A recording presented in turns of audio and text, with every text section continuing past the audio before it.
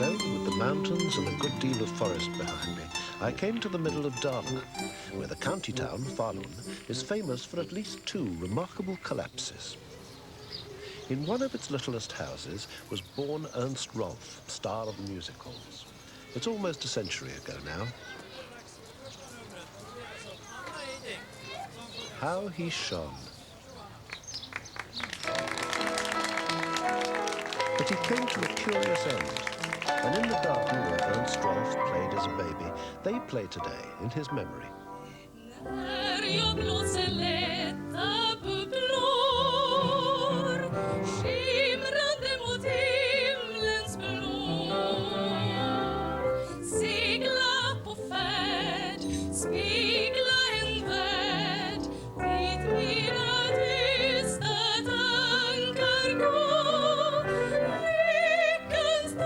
Smile and his shining shirt front, Ernst Rolf was the champagne child of a country that by nature is not all that full of fizz.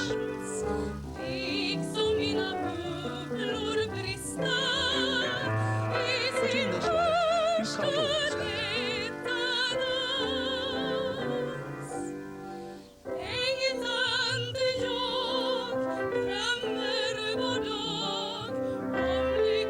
Ernst Rolf got older.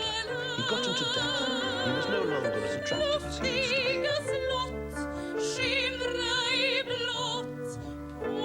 He wanted sympathy, so he pretended to drown himself. He fell through the ice and he caught his death of cold because of his dog. It was so faithful, it wouldn't let the rescuers near him until it was too late.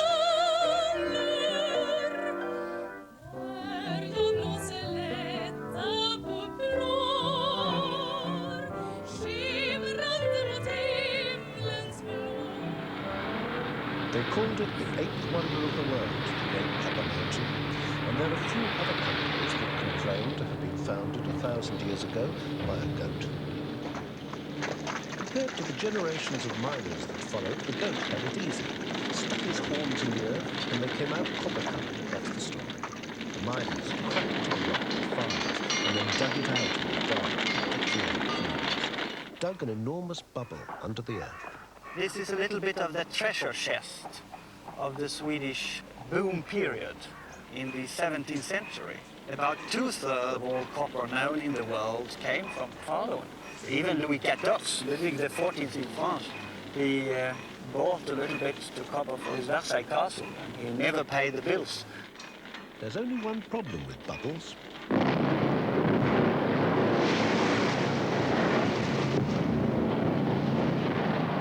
So we are sitting on a place where Midsummer Day 1687 the mine collapsed, and this is the result, the great pit of Falun copper mine. But that didn't stop production. You also have the Falun red paint, which it was an iron oxide product from the mine. It was a little paint of the Swedish cultural landscape. You have seen it on the houses around. And it started in 1610s, and we are still making it. And I used to say a Swedish author, August Strindberg, he said that the Swedish flag shouldn't be yellow and blue. It should be green and red. Green after our forests, and red after our houses. Yes, it's a good preservative, I suppose. Yes, they say so, and I think it's right. We have had people down under the surface also, and they have been preserved for a long time. Really? Yeah, there was a man who was down for 42 years, and when they found him, he was petrified. He was stone dead, but he was still like a 20-year-old man when he went down there. So he was our very first tourist attraction. We showed him for visitors. His name was Fetmans. How did you know his name? People who were working in the mine knew that that man went down in the mine in 1677, and they used to say that there was a lady coming up, 60 years old, and said, "This is my old boyfriend." And there was another lady coming up and said, "Oh, you're kidding, it's mine." And it became a verbal fight over the body, because you could get a widow pension, which was a little of social institution, even in 1719 when I found him.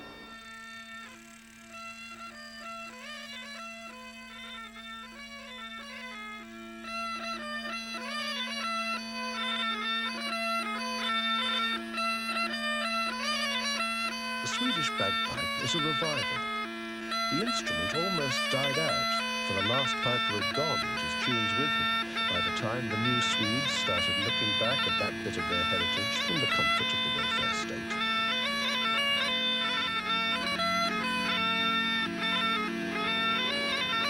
In the summertime of today, when the past is a folk tune, it's easy to forget those lost generations whose lives were labour, poverty and boredom on a lonely farm.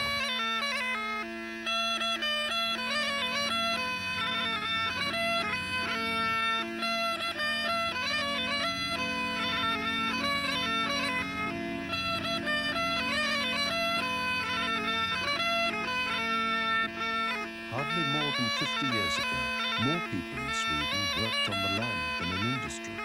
More people lived in the country than lived in towns. Poor people often. But those days are over now. Because all about their simple lives were riches. Stora Kopparberg, the masters of the Falun mine, also mined silver and gold. Their forests were and are the size of a principality. In some rivers, you couldn't see the water for the logs floating down to the mills for pulp and lumber. The company rolled on to become, at one time, the largest in Sweden, all on the basis of the Copper Mountain and the stubborn, independent people of Dalarna, whose own smaller forges and smelting works had to give way to company factories like the ironworks at Korsebro.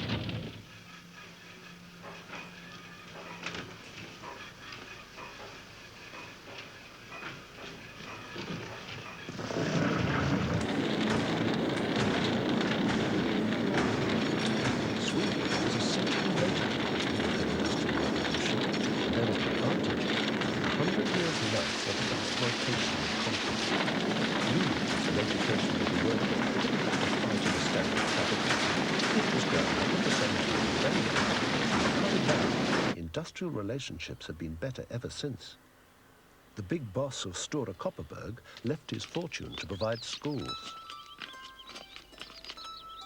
The workers' village at Avesta, southeast towards Stockholm, is a sought-after place to live even today. Avesta was ruled by the Jonsson dynasty, whose ironworkers were as dependent on them as the bison, which were both the patriarch's hobby and the company trademark. Too dependent, according to Kerstin Olenius, who runs the local paper. It was like the relationship between the king and his people. They looked up to him, they had very great respect, they admired him, and they know that they were absolutely dependent of his decision, and they were at his mercy. He was the one who owned their homes, he owned everything, the factories, and he gave them their jobs and their living. He even owned the church, and he even owned the little shop that they could buy their food, and if they couldn't pay, it was he who decided if they could still get food and pay later. Now his son is very old, and his brother has partly taken over, but he's old too. So there is his daughter, Antonia, but he doesn't live here, and he doesn't take a personal interest. Nor any longer a controlling interest.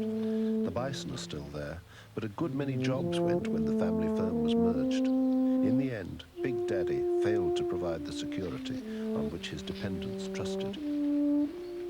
There are so many places who have the same crisis, the same problems.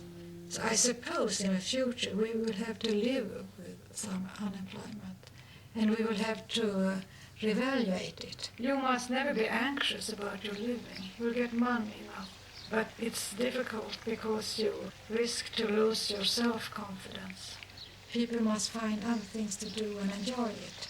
In the new technical society, there won't be work for everybody. People will not be needed.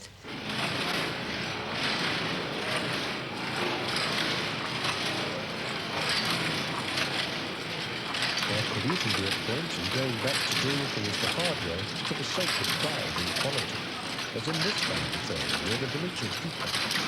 They can't even buy equipment anymore. They use old machines, cannibalized, from other bakeries that have gone electric oven and microchip.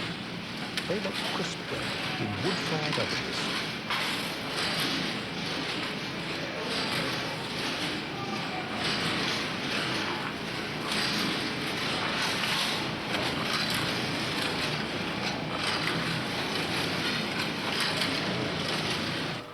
The loaf with the hole in it has the hole for hanging on a pole, which is how they used to store it in farmhouses.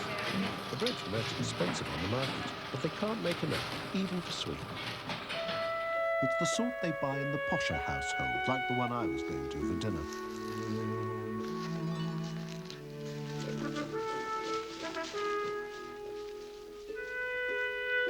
The most class-conscious society in the world.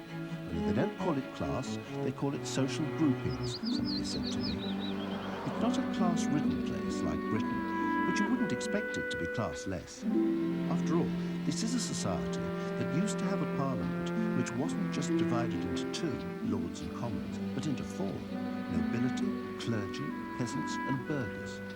The Swedes are mostly burghers nowadays, but all the same, between a crisp bread making burger and an executive burger, there can be a certain difference in garnish. Hello, Tom. You are very, very welcome. Thank you very much. Have a nice evening. In the case of my friends, a teacher and a doctor, I don't think they were actually king-sized burgers, but they did seem to be burgers with trimmings. It's blessedly difficult to tell in a country where almost everybody is well-fed, well-housed and well-dressed. But I guessed so, from the little formalities. Oh, thank you very much indeed. Thank you. With a Swedish flag. Yes, but what do you do with it there? Well, you try to eat it, but not the Swedish flag. Then the postman knocked with a mysterious communication in Swedish. It seemed to be some sort of game. Big in words, small on earth. Big in words, small on earth.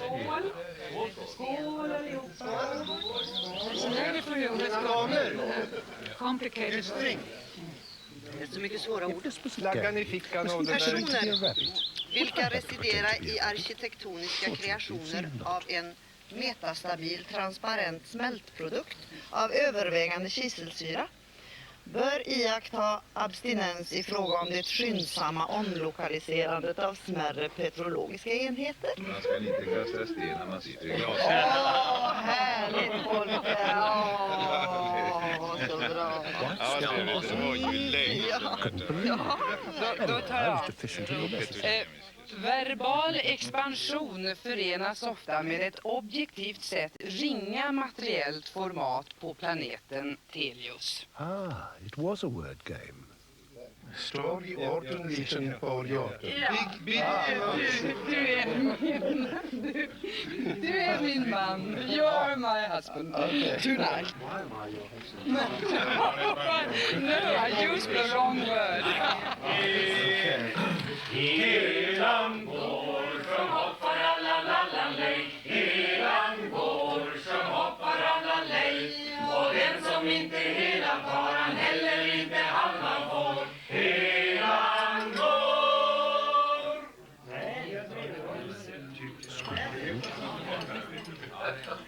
Skål.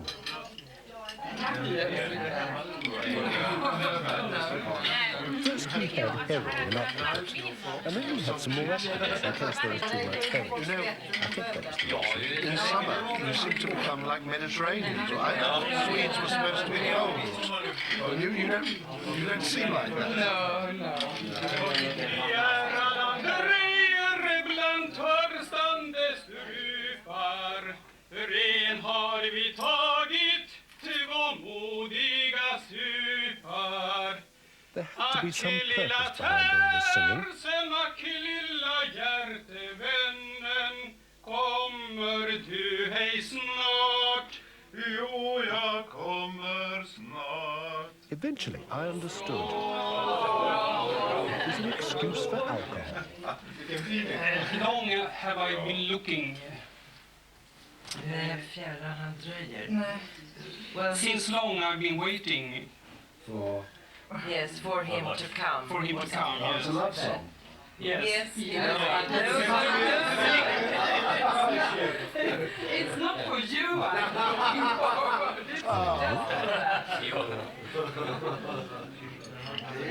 It's reindeer. Yes. Ah. There were all sorts I of thought little it bits looked of a bit etiquette. too big. You drank tea.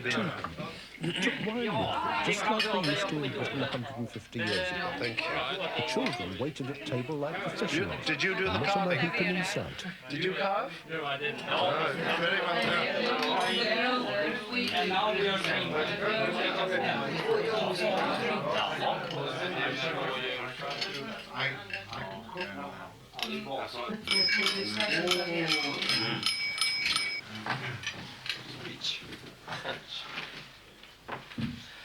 Mina damer, vi närmar oss midsommar. Vad vore mannen utan kvinnan? Jo, en tårpilens gren dragen mot jorden. Så blir det midsommar. Och har ni sett alla dalkarar? Beskäftigt resande midsommarstången. Lyftande och hej med djupa stönanden och stånkanden. Och så står den där stolt, lätt vajande i sin uppresta kraft. Detta är ett mirakel. En kombination av sommar och kvinna. Så vill jag be er här runt om bordet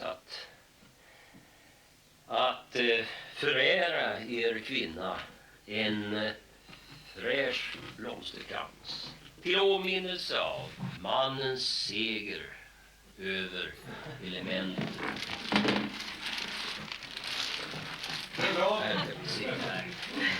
Tom. Harmonika. Harmonika? Ja. Ah. Så. Är det inte två? Ja, det är två. So, Kjell. I think it's a bit wet. Jo. Folke. It felt like being in Babylon Alexander.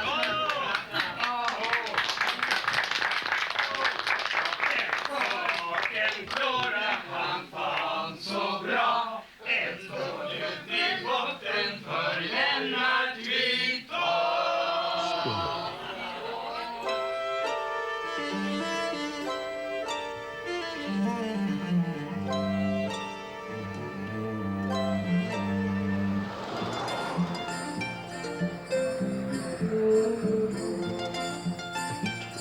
The smells of pine and grasses as I came from Dalarna into the province of Uppland, the university city of Uppsala. Though from the direction I was travelling, it wasn't so much a matter of going up as going down.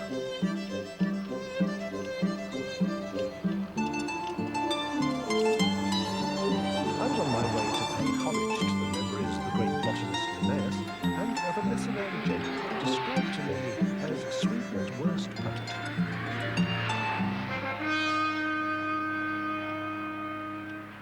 It was enough to make me quite poetic myself, I can tell you, but you'll just have to put up with that. Oh, Uppsala, you are a proud city and have been celebrated in many a ditty, especially by your baker and confectioner, Erik Ovendal, who wanted to be a great poet, just like William McGonagall. Okay then, Erik, I'll join you and praise Uppsala in song. That horrible statue in front of the railway station, where trains may arrive and depart without anything ever going wrong. The students had departed on them, actually, because I arrived during vacation. But the soul of the university was there in the bikes that they left at the station. Some attracted by theology, others preferring the arts, some sunk in intellectual despondency, others with happier hearts, having been more fortunate with the available student crumpet and taken up mutual toasting, if not actually burning. But overall, the light of knowledge has continued to shine brightly in this remarkable seat of learning. Oh, Uppsala, you've had a lot of famous scholars who have invented all sorts of inventions. Celsius and his centigrade thermometer. I prefer Fahrenheit myself, but it was doubtless a well-meaning intention. But the really famous old fruit was Linnaeus, who wrote a book about the sexuality of plants, and then he wrote another with 6,000 interesting species in it. Well, wouldn't you if you had the chance? So he was a real old luminary, Linnaeus.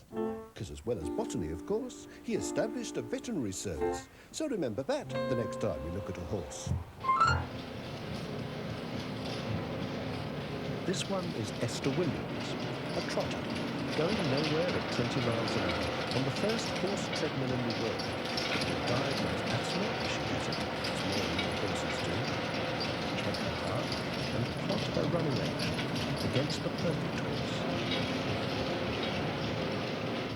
The teaching hospital of the Swedish University of Agriculture is convenient for the Uppsala animal, being only a short car ride with one's owner down the road. There is a high-class clientele of other domestic pets to engage your interest. Elegant surroundings and a most interesting exhibit based on dinner. Everything in this cabinet came out of the stomach of a dog. But do not despair if you have dined unwisely, for here you are certain of being awarded the ultimate admission ticket to full membership of Swedish society. That is, given a number. And of your hors d'oeuvre receiving the most expert attention, whether it be a toy, a pair of tights, or any other garment that takes your gourmet fancy.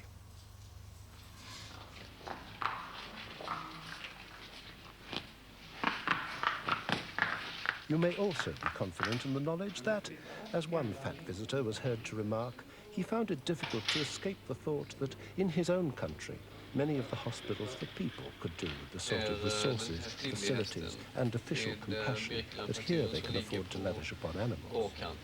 Not that I don't like animals, it's just that I also rather like people. Here you can see small piece, and this piece is to be removed in the operation later today.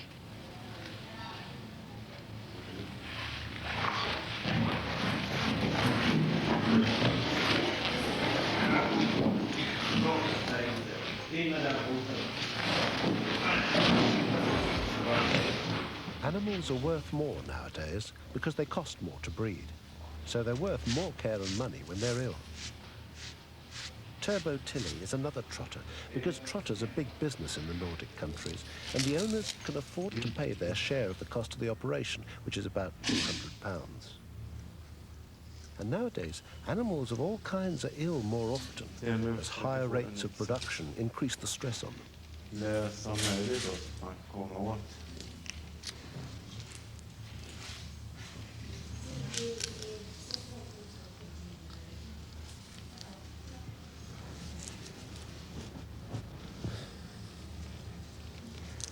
Fibrösa kapseln.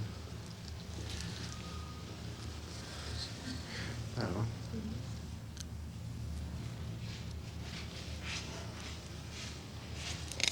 And almost over.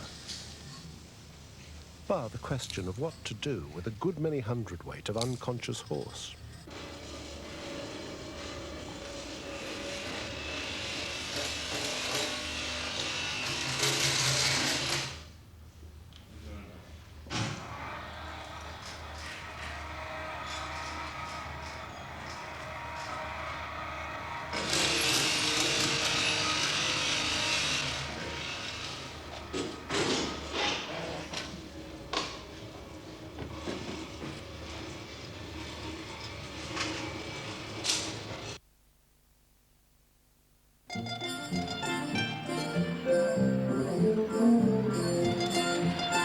I'm sometimes worried about myself. Stockholm is full of cycle tracks, but I choose to go on the roads. Because to me, a bicycle is an instrument of glorious anarchy, and I won't be told where to go. So is there something wrong with me? Cycle tracks are made to help me in this well-meaning society, and all I do is complain like a naughty child. The striking thing about Swedes is their extreme socialization, of which their welfare state is only a symptom. It may be prosperity, it may be the way they're made, but they don't distrust authority like I do.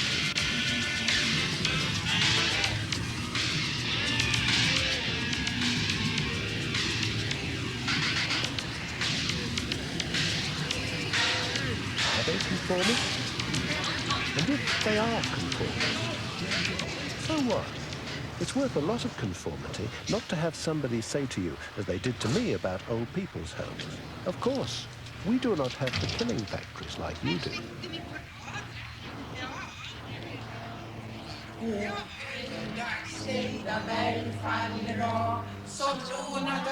live on Sydov is a retired civil servant, a class of movement, but overnight.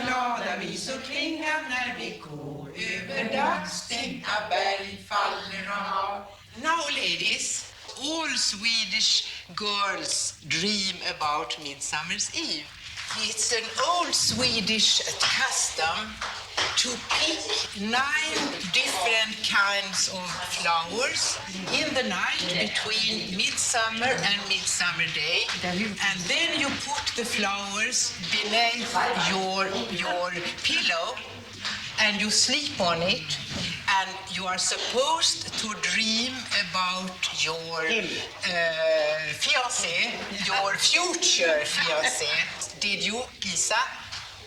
Yes, you picked 9 different kinds of flowers.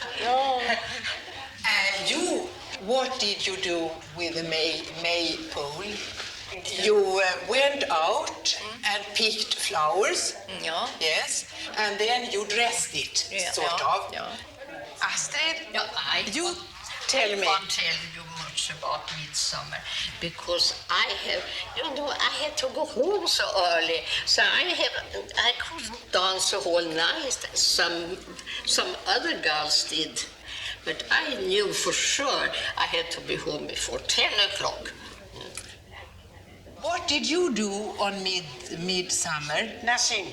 I come here once a week and we talk about interesting things, and by that I try to stimulate them into thinking about old days, comparing the situation today and 60, 70 years ago, and I think that is very good, really, because they are forced to start thinking. How did Sweden become a caring society? It could be because 100 years ago Sweden was a very poor country. About 1% of the population belonged to the upper class. 90% belonged to the working class. They were poor, they were insecure. You see, they had work one day and next day they didn't have work. We had high children mortality, bad housing conditions. Things were really bad. Since then, we've been trying to make Sweden like an old-fashioned castle with 4 towers. The social security system, well, pensions,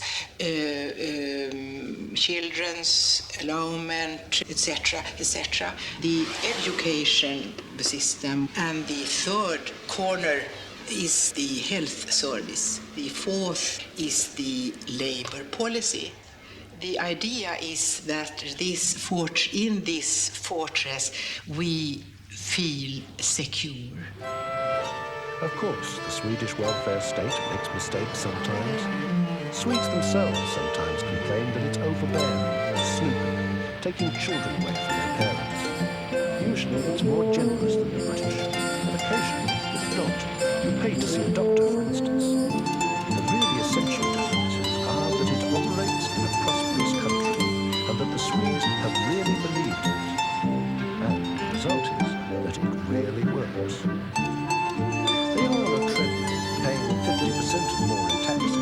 They've actually created a new pool of people with good jobs who have to go on social security to pay the rents. People know, and how, but generally they still believe in the system.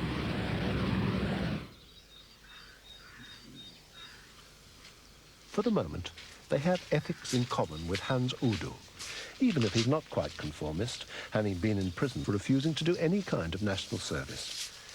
Indeed, the whole Swedish tradition has a touch of the Buddhist in it: peacefulness, love of nature, and the treasuring of a simple moment in an increasingly complicated world.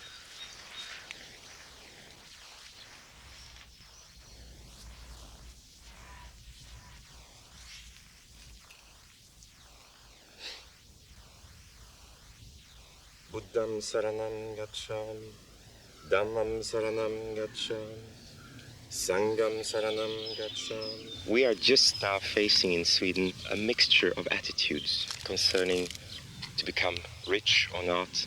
Because, I mean, like just 5 or 10 years ago, it was really something that you should not work for. From the childhood, we have learned to appreciate sharing and ideas of that kind.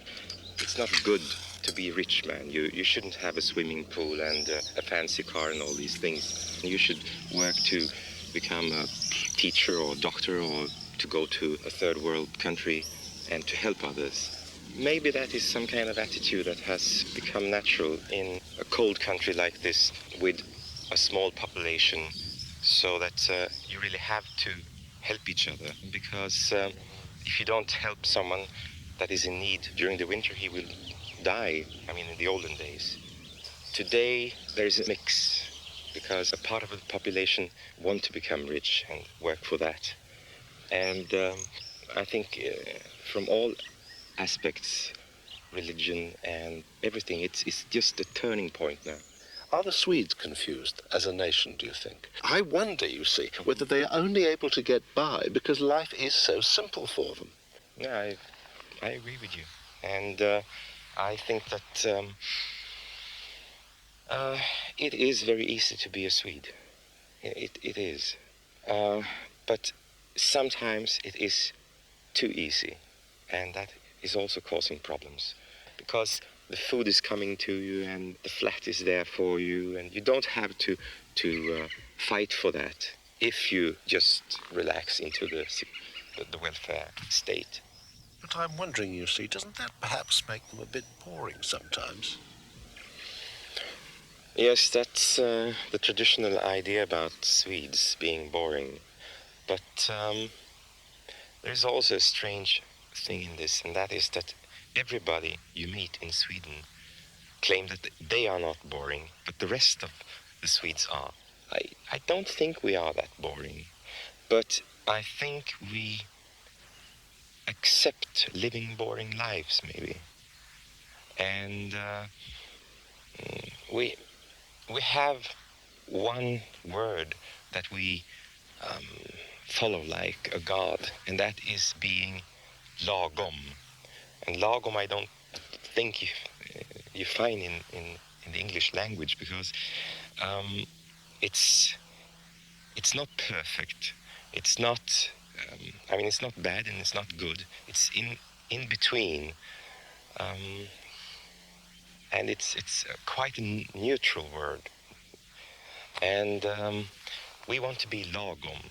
Why do most Swedes want to be part of the system? I think it's because they want to feel safe. This country is safe, and we trust in our doctors, we trust in our hospitals, we trust in the food, and we trust in the experts when they say that the radioactivity is not so bad. They trust even the politicians, maybe more than in other countries. We want to be here and have this safety. And the rest of the world is interesting, exotic, but it is dangerous. You don't know if you can drink the water there even, and you don't know what things are, how they are out there. And it's changing now because the young generation is traveling to Asia and Africa and everywhere. So the attitudes are changing now, but still the old attitude that this is the safest place on earth still is there.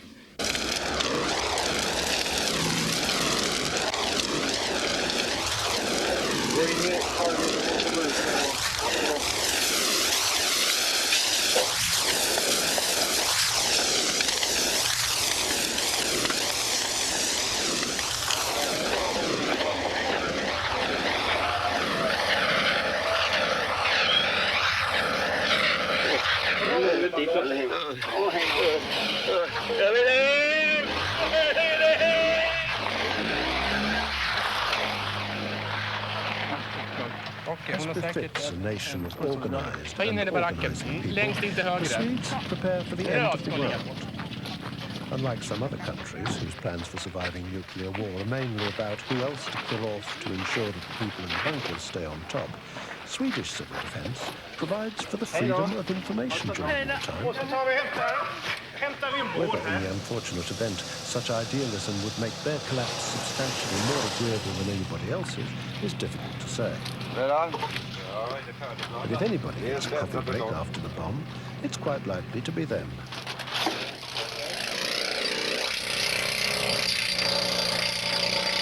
There'll probably still be people who pull things together and follow the forms. And since they're well on the way to achieving one place in a nuclear shelter for each man, woman and child in Sweden, they're now working on the provision of a second, in case they're caught short of work by an intercontinental ballistic missile.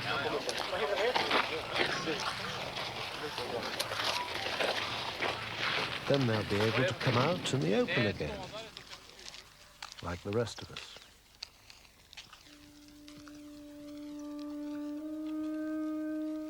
And enjoy life.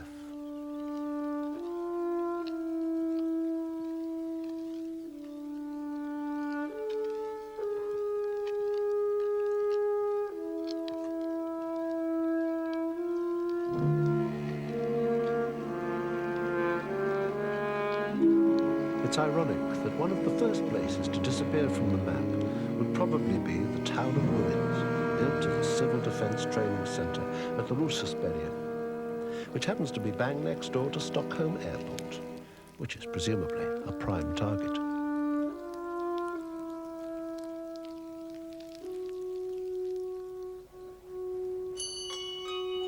The Isles of Peace, the Northern Hesperides.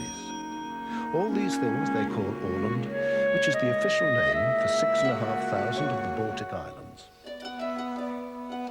There are many thousands more bubbling up across the sea between Sweden and Finland.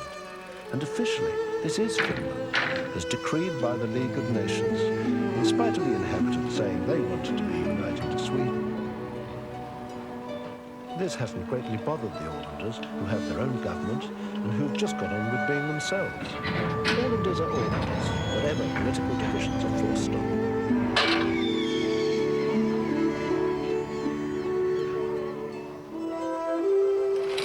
This is a place of mingling. Peoples, languages, currency.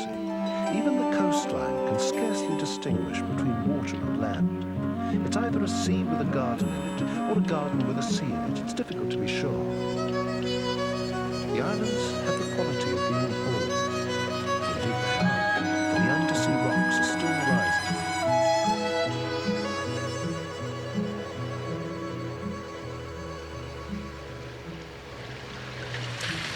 They have small ads for islands in the local papers, and on one of the remoter islands, just big enough for a small farm, a man and his family, for whom their new life there is a bubble of quiet and common sense in a turbulent century. Hello, Johan. Hello, hello. Nice to see you. Nice to see you. That's the bike. Is that all right? Yes, you can leave it anywhere here. Yeah. There is Johan's nothing car is disappeared for parked 10 across years. the water from his island. Not even my car. And he's left the keys in the ignition for the last 10 years. Yes, If yes. he took them out, Okay, he on says, here. keep again.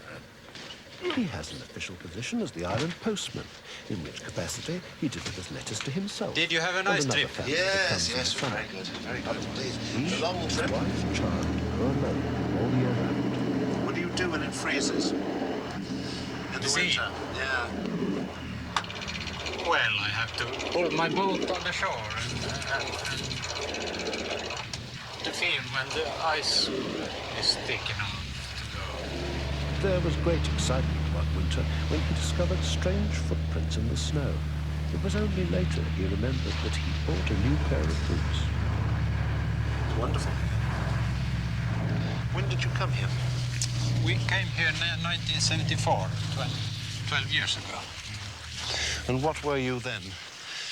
What job was it? I was a teacher in Helsinki in biology and geography. And my wife was a riding teacher. So, what caused you to leave Helsinki?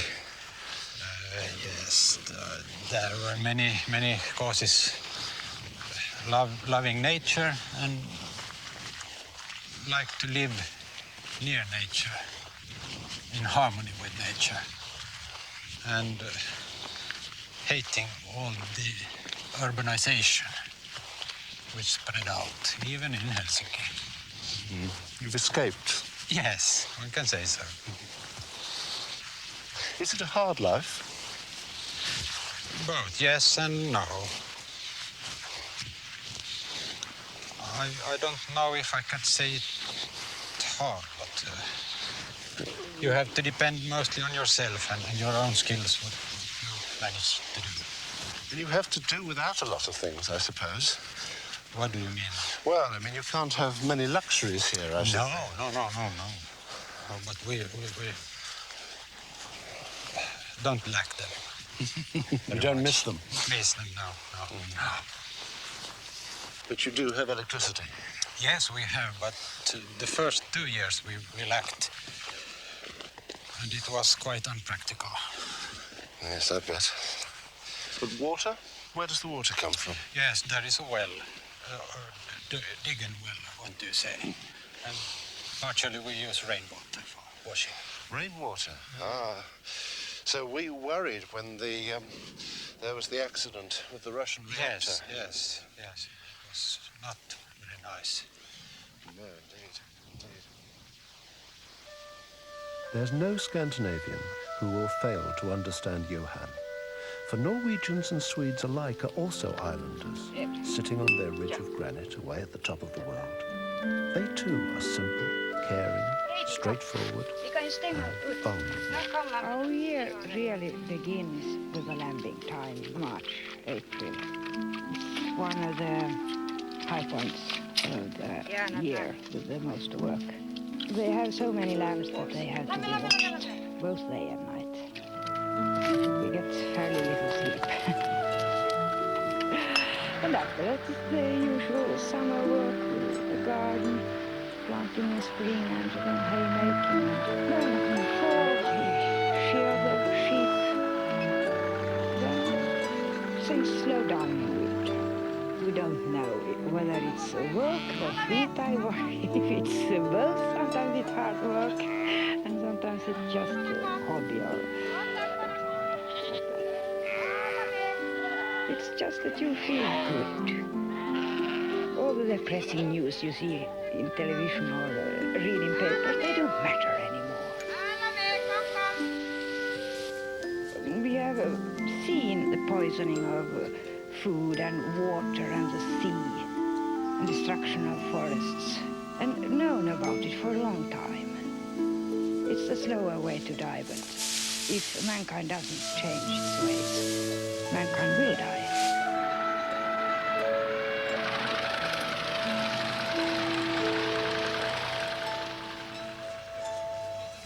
But every midsummer day, people all over the north hold a festival of rebirth, though it's mostly in Sweden and Åland that they raise the midsummer poles. In the village of Jomala, the little man of Åland can't wait to thrash the sky with his windmill arms, because that's how Ålanders are, ambitious and energetic. Each of these garlands is a month of the year. The leaves are strung in the shape of an hourglass, and to string them, the Ålanders need all their busyness, because there are a lot of them. No.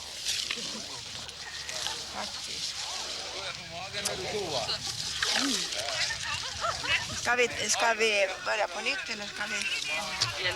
Very nice. Very nice. Wonderful. Do you speak English a little? No? I understand some. Ah, yes. It's... Vi får lära oss lite engelska.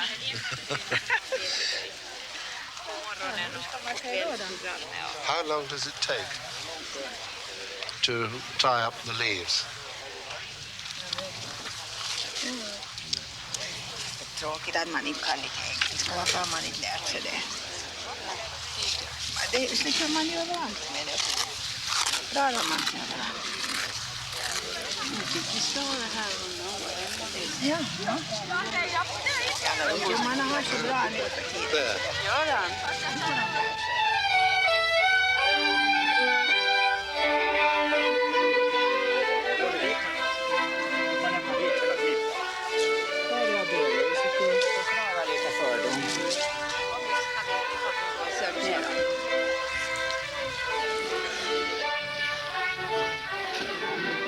I suppose that once upon a time it would have been a fertility ritual.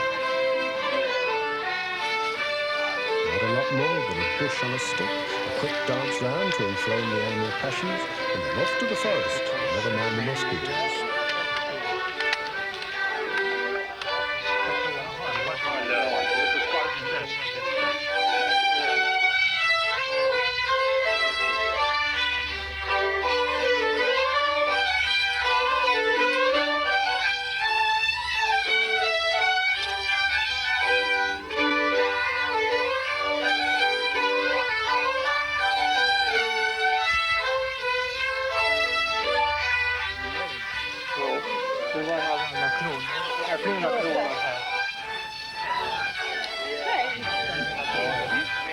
But now the poles are loaded with other symbolism, from the orange flag and rising sun to sailing ships, a reminder that Åland windjammers blew round the world up to half a century ago.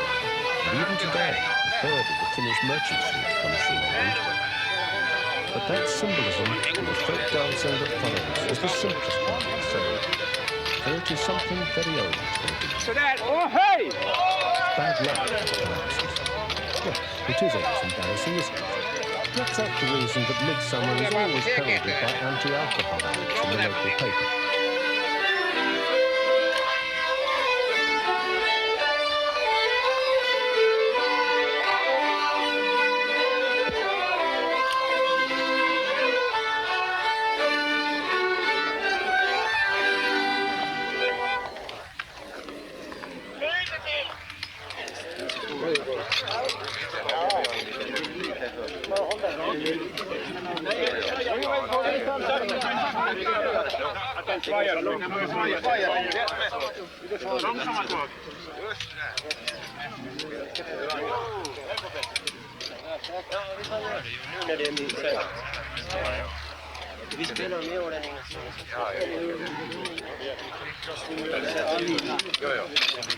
It's interesting that, as in primitive tribal ceremonies, it tends to be the elders of the community who perform the ritual.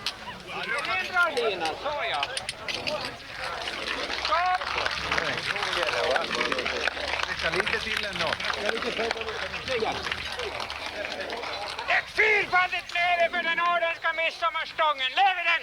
Hurra! Hurra! Hurra! Hurra! Bättre kan ni. Vi tar det en gång till. Och kan det bli mera? Hurra! Hurra! Hurra! Hurra! Så ska det vara. Och så vår nationalsång, Ålänningens sång. Anton leder, var så vänlig. Aldrig har åländska kvinnor och män svikit sin stand och dess ära. Ofred och såtat men segar vinden. Frihetens arvsrätt vi bära. Önskan den klinga vårt svenska språk skala med varande stämma. Lysa vår väg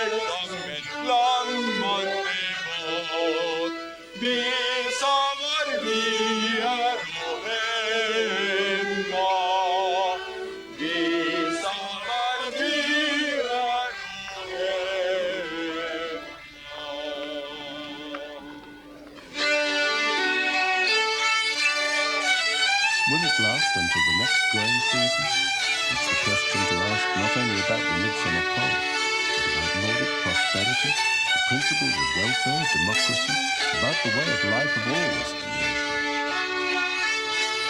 At Jomala, at Castlehelm, all over the islands, all over Sweden the poles go up. And stand there in the autumn, the winter, the rain and the frost, until another spring.